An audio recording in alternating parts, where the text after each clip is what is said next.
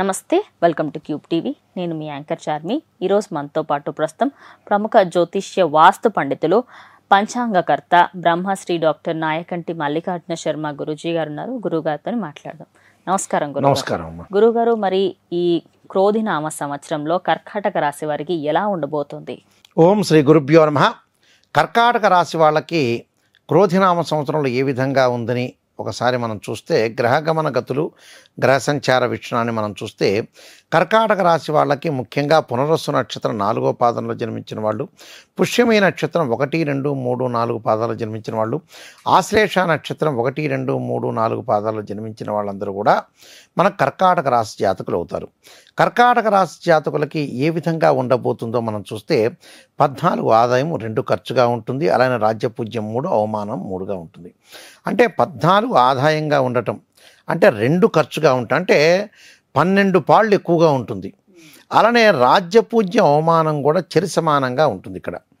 మరి ఏ విధంగా ఉండబోతుంది అంటే, గురువు సువర్ణమూర్తిగాను తామ్రమూర్తిగాను ఉండటం, అలానే శని వచ్చే రజితమూర్తిగాను, రాహుకేతువులంతా కూడా సువర్ణమూర్తులుగా ఉంటారు ఇక్కడ. అంటే కర్కాటక రాశి వాళ్ళకి ఏ విధంగా ఉండబోతుంది అంటే, ముఖ్యంగా కర్కాటక రాశి వాళ్ళకు వచ్చేటప్పుడు అష్టమ స్థానంలో శని యొక్క సంచారం, అలానే నవమ స్థానంలో రాహు యొక్క సంచారం, దశమ ఏకాదశ స్థానాల్లో గురువు యొక్క సంచారం. అంటే ఏప్రిల్ 30వ తారీఖు వరకు కూడా ఏదైతే కర్కాటక రాశి వాళ్ళకి 10వ స్థానంలో గురువు, ఆ తర్వాత 11వ స్థానంలో గురువు సంచారం. అలానే తృతీయ స్థానంలో కర్కాటకం, సింహం, కన్య అంటే తృతీయ స్థానంలో కేతువు యొక్క సంచారం అనేది ఉంది.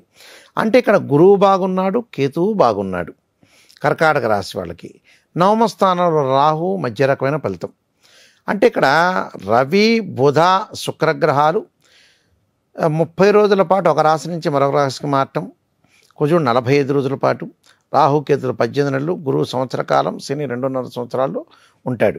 అయితే ఇక్కడ వ్యవసాయదారులు ఇతరుల యొక్క సహాయంతో వాళ్ళు కోరుకున్న పంట వేసుకోవటం, అలానే కోరుకున్న పంట వేసుకోవటం రైతులు తప్పకుండా వాళ్ళకి ఆ వేసుకున్న తర్వాత కూడా ఆదాయం అనేది బాగా పెరుగుతుంది. అంటే ఆదాయం ప్రకారంగా వ్యవసాయం ద్వారా 2 పంటలు వేసినా, 1 పంట వేసినా రైతులందరికీ కూడా అనుకూలంగా ఉండే అవకాశం అనేది ఒకటి ఉంది. అంటే వాళ్ళకి ఇబ్బందికరమైన వాతావరణం అనేది లేదు అక్కడ.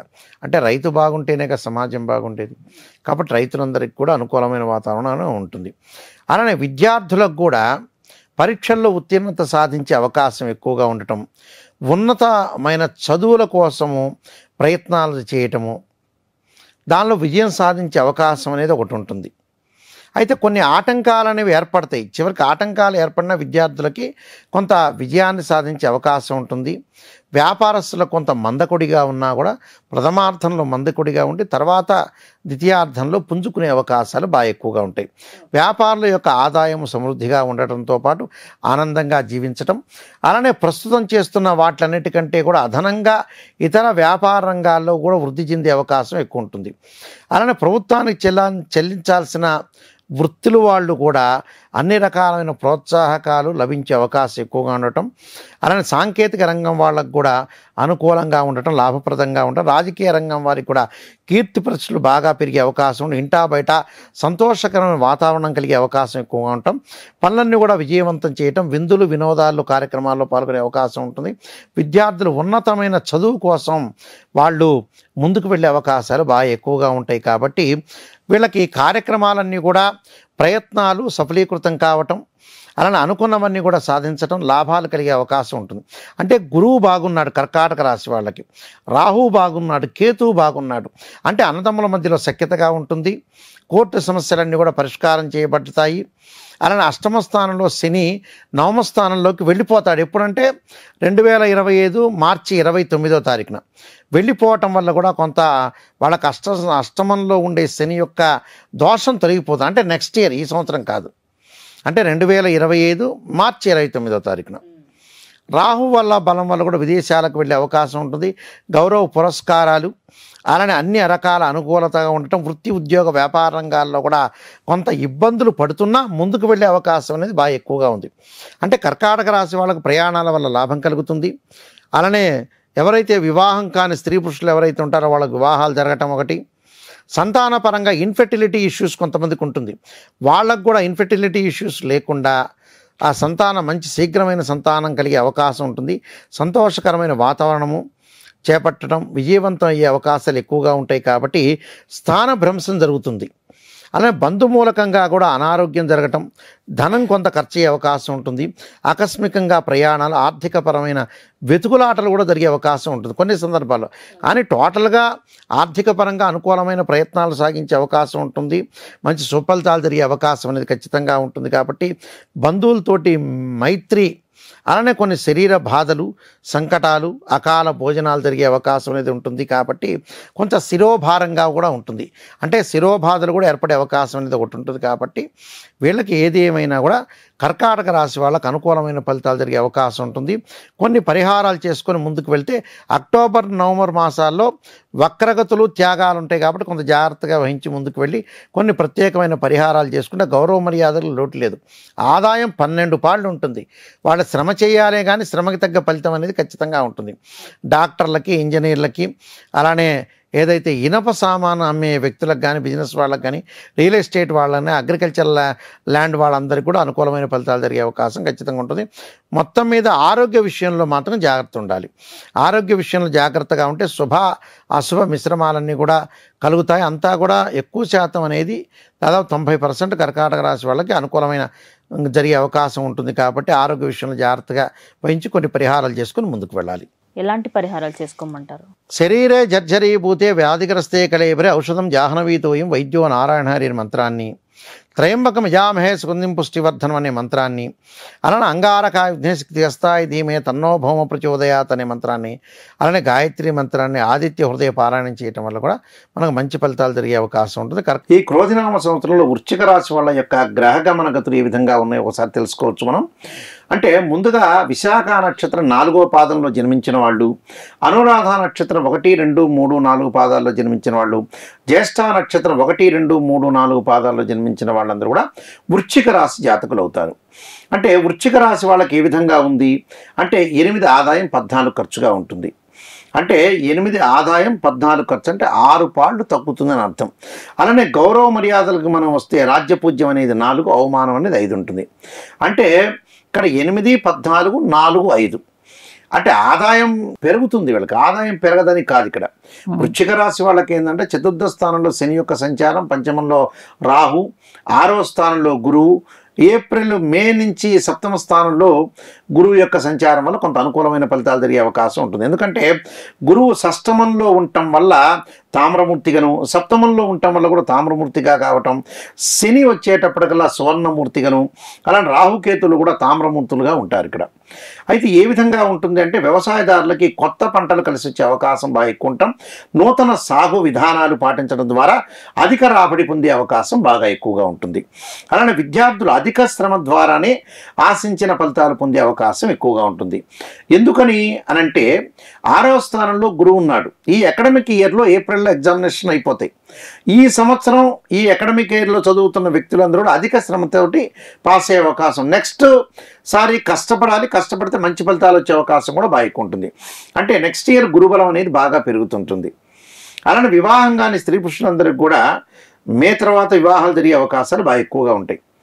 ఎందుకంటే ఇక్కడ 7వ స్థానంలో గురువు ధనకారకుడు, సంతానకారకుడు, సుఖాన్ని భోగాన్ని ఇచ్చేవాడే గురువు. కాబట్టి గురువు 7వ స్థానంలో ఉండటం వల్ల అనుకూలమైన ఫలితాలు జరిగే అవకాశం ఖచ్చితంగా ఉంటుంది. వివాహం కాని స్త్రీ పురుషులందరూ కూడా వివాహాలు జరగటం, సంతాన పరంగా కొంతమందికి ఇబ్బందులు ఉంటాయి. అంటే మాతృత్వం అనేది చాలా గొప్ప వరం. సంతానం సంపత్ప్రదం అన్నారు. ఏది సంపాదించినా, ఏ డబ్బులు సంపాదించినా కూడా వృధా కాకుండా ఉండాలంటే తల్లిదండ్రుల యొక్క కష్టానికి ఫలితం ఏంటంటే పిల్లలు. 1 రూపాయి సంపాదించినా, ఎంత సంపాదించినా పెళ్లి కాకపోతే జీవితం అనేది వ్యర్థం లాంటిది. అంటే పిల్లలు పుట్టాలి, పిల్లలు కూడా ఇంపార్టెంట్ ఇక్కడ. అందువల్లే మనకి శ్లోకాల్లో కూడా సంతాన సంపత్ప్రదం అంటారు. అందువల్ల అవన్నీ ఉండాలి, అవన్నీ ఉంటేనే మంచిది. కాబట్టి సంతానం, ఇన్ఫర్టిలిటీ ఇష్యూస్ ఉన్న వాళ్ళందరికీ కూడా సంతానం కలిగే అవకాశం అనేది ఖచ్చితంగా ఉంటుంది ఇక్కడ. వివాహ సంబంధాలు కలవటం, ప్రేమించుకున్న యువకులు ఎవరైతే ఉంటారో పెద్దలను ఒప్పించి వివాహం చేసుకునే అవకాశాలు ఎక్కువగా ఉంటాయి. కాబట్టి మంచి సుపరిణామం మంచి జరగాలి ఆశించాలి మనం. అందులో ఆర్థిక ఆదాయం కూడా బాగా పెరిగే అవకాశం అనేది ఉంటుంది. మరి ఆర్థిక ఆదాయం బాగా పెరిగింది గురువుగారు అంటున్నారు నాయకంటి గారు, మరి 8-14 ఏందని అడిగే వాళ్ళు కూడా చాలామంది ఉంటారు. 8-14 అంటే ఏంటంటే మనకు ఆదాయం పెరుగుతుంది. ఆదాయం పెరిగిన ఆదాయం కంటే మించిన ఖర్చు అవుతుంది. మించిన ఖర్చు కావడానికి కారణం ఏమిటి? ఇక్కడ గురువు బాగున్నాడు, ధనకారకుడు. అంటే మే నుంచి అనుకూలంగా ఉంటుంది. ఒక నెల పాటు మాత్రమే అతని ఖర్చుల్లో అదుపు చేసుకోవాలి. ఆ తర్వాత రోజుల్లో ఖర్చులు అనేవి ఎసెట్స్ రూపంలో మారుతుంది. అంటే ఆస్తుల రూపంలో మారే అవకాశాలు ఎక్కువగా ఉంటాయి.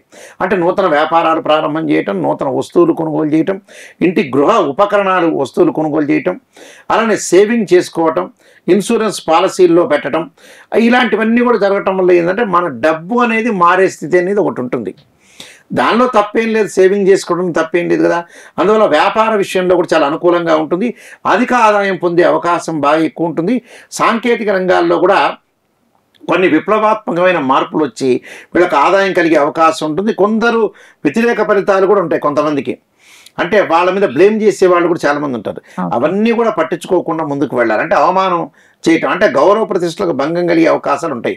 రాజకీయ రంగం వాళ్ళకు కూడా సంఘంలోకి గౌరవ కీర్తి ప్రతిష్టలు బాగా పెరిగే అవకాశం ఉంటుంది. తోటి వారితోటి అభిమానంగా చూసే అవకాశం ఉంటుంది. స్త్రీలు పుణ్యక్షేత్ర దర్శనము, వివాహాలు శుభ కార్యక్రమాలు పాల్గొనే అవకాశం ఉంటుంది. కుటుంబ వ్యక్తులతోటి అనవసరమైన గొడవలు దేక్కుండా ఉండటం చాలా మంచిది.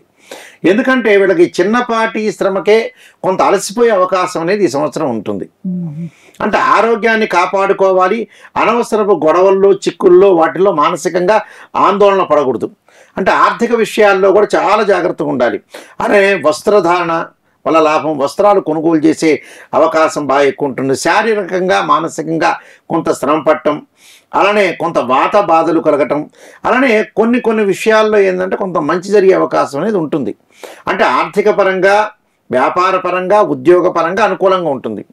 అలానే విదేశాలకు వెళ్ళటం, ఒక ఊరి నుంచి ఇంకో ఊరికి మారే అవకాశాలు, నూతన వస్తువులు వాహనాలు కొనుగోలు చేసే అవకాశం కూడా ఉంటుంది. అంటే సప్తమంలో గురువు మంచివాడు. అంటే 2, 5, 7, 9, 11 స్థానాల్లో గురువు ఉంటే మంచివాడని శాస్త్రం చెప్తుంది. ఇక్కడ గురువు బాగుండటం వల్ల కళ్యాణం జరిగే అవకాశం అనేది ఉంటుంది ఈ రాశి వాళ్ళకి.